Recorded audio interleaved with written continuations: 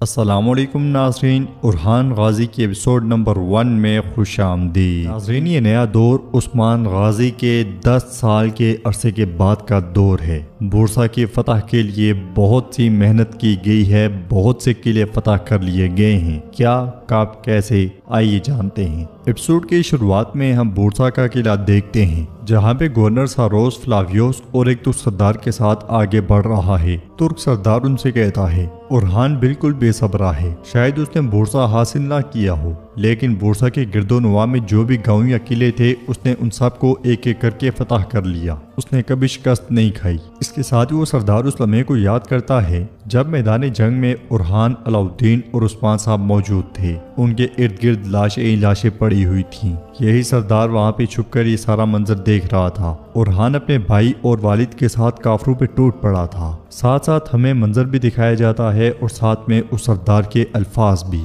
وہ دن تھا جب میں نے محسوس کیا کہ بھیڑیے کی سانس گردن پہ محسوس ہونے کا کیا مطلب ہے۔ وہی دن تھا جب میں نے دیکھا کہ جو لقمہ میں اپنے گلے میں محسوس کر رہا تھا وہ میرے سے بہت دور تھا۔ ساتھ ہی ہمیں اورحان بڑی بررفتاری کے ساتھ کافروں پہ تلوار چلاتے ہوئے دکھایا جاتا ہے۔ وہ جس طرف پلٹتا ہے کافروں کے خون کے فوارے چھوٹ پڑتے ہیں۔ علاؤالدین بھی اورحان کا ساتھ دیتے ہوئے تلوار سے، جبکہ عثمان صاحب تیروں سے ان کا نشانہ لے رہے ہوتے ہیں۔ وہ سردار مزید کہتا ہے میں نہیں جانتا کہ یہ خبر اس کے منحوس کانوں میں کیسے اور کب پڑی اور کیسے وہ پروں کی طرح اڑتا ہوا وہاں پہنچ گیا، مجھے کچھ سمجھ نہیں آیا۔ اور اس کے بعد جیسے ایک شاہین نے اپنے پنجے گاڑ دیے، سمجھنے کی فرصت تک نہ ملی، جیسے اس کا دل اور اس کے باپ کا دل ایک ساتھ دھڑک رہا ہو، گویا وہ اپنے بھائی کے ساتھ ایک ہی سانس لے رہا تھا۔ علاؤالدین کی تلوار بھی بھائی کے ساتھ لڑتے ہوئے آگ اگل رہی ہوتی ہے۔ عثمان صاحب یکے بعد دیگرے تیروں سے کئی کافروں کو مار گراتے ہیں۔ اورحان اور علاؤالدین کافروں کا وار روکتے ہیں تو عثمان صاحب تیر سے انہیں جہنم واصل کر دیتے ہیں۔ وہ تینوں ایک دوسرے کی پیٹھ کی بھرپور حفاظت کرتے ہیں۔ وہ سردار کہہ رہا ہوتا ہے گویا اورحان اپنے بھائی کے ساتھ ایک ہی سانس لے رہا تھا۔ ان کی تعداد کم تھی اور بچ نکلنے کا کوئی امکان نہیں تھا، مگر اس نے اپنے باپ اور بھائی کو اس مصیبت سے باہر نکال لیا۔ ساتھ ہی ہم دیکھتے ہیں کہ وہ تینوں باپ بیٹے درجنوں کافروں کو اپنے آس پاس مار گراتے ہیں۔ یہ منظر دیکھتے ہوئے اس سردار پہ خوف طاری ہو گیا تھا۔ ایک بھیڑیا بھی بلندی پر سے اورحان کو دیکھ رہا تھا۔ ادھر وہ سردار مزید کہہ رہا ہے میں نے اسی دن سمجھ لیا کہ اورحان کائی قبیلے کی تقدیر بنے گا۔ اورحان اپنے دادا ارطغرل یا اپنے بابا عثمان جیسا نہیں ہے، اس میں بالکل کچھ اور ہے۔ سلجوقی سلاطین جیسی دانائی، پھرتیلا اور شکار کا بھوکا۔ اتنی تعریفیں سنتے ہوئے گورنر ساروس بفر جاتا ہے اور کہتا ہے کیا تم یہاں اورحان کی شان بیان کرنے آئے ہو؟ جواباً وہ سردار کہتا ہے میں نے آپ کو وہ معلومات دی ہیں جو آپ کو جنگ جیتنے میں مدد کریں گی، اب میں چلتا ہوں۔ مگر فلاویوس اسے روکتے ہوئے پوچھتا ہے اورحان کب حملہ کرے گا؟ تمہارا ذہن کیا کہتا ہے؟ جواباً سردار کہتا ہے تمام تیاریاں مکمل ہیں، وہ کسی بھی وقت حملہ کر سکتا ہے۔ معلومات حاصل کرنے کے بعد گورنر ساروس سونے کی سکوں کی تھیلی اس غدار کے ہاتھ میں تھما دیتا ہے اور کہتا ہے قیمتی معلومات دینے کے لیے تمہارا مشکور ہوں، جاؤ راستہ آسان ہو۔ سونا دیکھ کر وہ سردار بہت خوش ہوتا ہے، مگر فلاویوس آگے بڑھتا ہے اور اس کے ہاتھ میں موجود سارا سونا گرا دیتا ہے اور اگلے پل غدار کا گلا بھی کاٹ ڈالتا ہے۔ یہ دیکھ کر گورنر ساروس چونک جاتا ہے۔ فلاویوس کہتا ہے ایسے غداروں کے ذریعے جنگ جیتنے کی تمنا اپنی ہی قوم کی توہین ہے اور ہم ایسا کبھی نہیں کریں گے۔ ہمیں جو معلومات چاہیے تھی ہم نے حاصل کر لی ہے۔ یہ سن کے ساروس اسے تھپکی دیتا ہے اور آگے بڑھ جاتا ہے۔ ناظرین، اس کے بعد ہم بورسا کے بالکل پاس ایک گھنے جنگل میں کائیوں کی قرارگاہ دیکھتے ہیں، جہاں پہ سپاہی کام کاج میں مصروف ہوتے ہیں۔ منجنیقیں تیار کی جا رہی ہوتی ہیں، تلواریں بن رہی ہوتی ہیں کہ اسی لمحے گھوڑے پر سوار اورحان قرارگاہ میں داخل ہوتا ہے۔ پتلا دبلا لیکن پھرتیلا نظر آنے والا اورحان خیمے کے سامنے پہنچتا ہے اور گھوڑے سے اتر جاتا ہے۔ اورحان خیمے میں جانے کے بعد ہاتھ دھونے لگتا ہے اور کارا خلیل اورحان کے پاس آ کر پوچھتا ہے اورحان بھی آپ کہاں تھے؟ مگر اسی لمحے اورحان دیکھتا ہے کہ سامنے والے خیمے میں سردار اور سپاہیوں کے درمیان بحث جاری ہے۔ یہ دیکھ کے اورحان کو بہت غصہ آتا ہے اور وہ کارا خلیل سے پوچھتا ہے تم بتاؤ کیا تم بھی ایسا ہی کرتے تھے؟ تو کارا خلیل کہتا ہے سپاہی بلابان اور اوچی آپس میں الجھ گئے ہیں۔ یہ سن کے اورحان کہتا ہے خلیل کیا تم جانتے ہو؟ وہ سمجھتے ہیں کہ جنگ ان دیواروں کے سامنے ہے، جبکہ اصل جنگ تو اس مجلس میں ہے۔ مجھے بتاؤ کیا دیواروں کو فتح کرنا مشکل ہے یا میرے بابا کے شاندار سرداروں کو؟ خلیل کہتا ہے حضور آپ کا امتحان بھی یہی ہے۔ ناظرین اس کے بعد ہم دیکھتے ہیں کہ بورسا میں بحران بازنطینی لباس زبدن کیے آگے بڑھ رہا ہے۔ وہ بہت ہی زیادہ محتاط دکھائی دیتا ہے۔ وہ پنجرے میں سے کبوتر نکالتا ہے، سیڑھی کے پاس جاتا ہے، اس میں خبر ڈالتا ہے اور اڑا دیتا ہے، پھر اپنا چہرہ ڈھانپ کر آگے بڑھ جاتا ہے۔ ادھر قرارگاہ میں سپاہی اورحان کو ذرا پہنا رہے ہوتے ہیں، جبکہ اورحان کی نظریں مسلسل سامنے والے خیمے پہ ہوتی ہیں۔ سامنے خیمے میں دمرل چلاتے ہوئے اوچی سے کہتا ہے، تم شکاری کو سامان مہیا کرنے میں ناکام رہے ہو، تمہیں وقت پہ ضرورتیں پوری کرنی چاہیے تھی۔ تو اوچی غصے میں اس کی جانب بڑھتے ہوئے کہتا ہے، دمرل دمرل 9 سال سے تمہارا پیٹ کون بھر رہا ہے؟ تو بلبان اوچی کو پیچھے کرتے ہوئے کہتا ہے، 9 سال سے اپنی جان یہاں داؤ پر لگا کر بیوی بچوں سے دور، گھر سے دور، کیا یہاں صرف پیٹ بھرنے کے لیے ہے؟ کیا یہ تمہیں چپتا ہے؟ کافی دیر سے یہ منظر دیکھنے والا عبداللہ سردار اوچی کو پیچھے کھینچتا ہے اور گرجتے ہوئے کہتا ہے، بس بس بہت ہو گیا، یہ کیسی بدتمیزی ہے، عثمان صاحب کے سرداروں میں یہ کیسا تکبر ہے؟ تو بلبان کہتا ہے، عبداللہ بے وہ آپ جیسے نہیں ہیں۔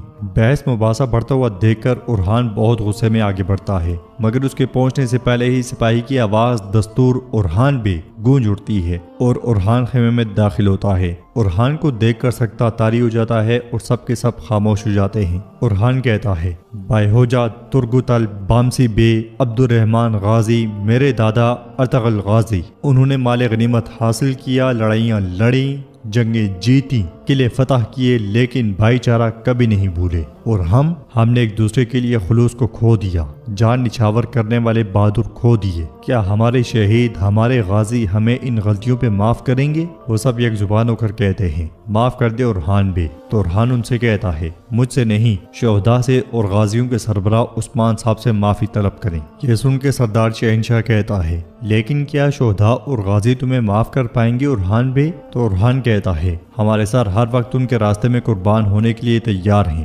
لیکن ذرا بتائیں کہ آپ نے ایسا کیوں بولا؟ کیا ہے ہمارا جرم اور کیا ہے ہمارا گناہ؟ جواباً شہنشاہ کہتا ہے، فوج تیار ہے، ہمارے اعصاب کمان کی طرح کھینچے ہوئے ہیں، اگر وہ صبر کا پتھر بھی ہوتا تو اب تک پھٹ جاتا، ٹوٹ جاتا۔ 9 سال سے ہم شہر بورسا کا محاصرہ کیے ہوئے ہیں، ہم نے اس کے آس پاس کے تمام قلعے گرا دیے ہیں، مگر اب بھی ہم محاصرہ کیے ہوئے ہیں۔ ہم ان دیواروں کو کیوں نہیں توڑتے، کیوں نہیں گراتے؟ ہم کافر کا سر کیوں نہیں کاٹتے؟ ہم کیوں پتھر پہ پتھر اور دھڑ پہ سر چھوڑ دیتے ہیں اورحان بے؟ بتائے اورحان بے، ورنہ آپ کی فوج بھوکے بھیڑیوں کی طرح ایک دوسرے کو کھا جائے گی۔ تو اورحان کہتا ہے، آج رات بورسا کے دروازے کھول دیے جائیں گے۔ یہ سن کے اوچی حیرانگی سے کہتا ہے، آج رات؟ بلبان بھی کہتا ہے، آج رات؟ سردار شہنشاہ پوچھتا ہے، آج رات کیسے؟ آج کی رات اب کہاں سے آ گئی؟ تو اورحان کہتا ہے، ہم آج رات مغربی دروازے سے اندر جائیں گے۔ سردار شہنشاہ کہتا ہے، ہمیں کیوں نہیں معلوم، ہم تو یہیں رکے ہوئے ہیں۔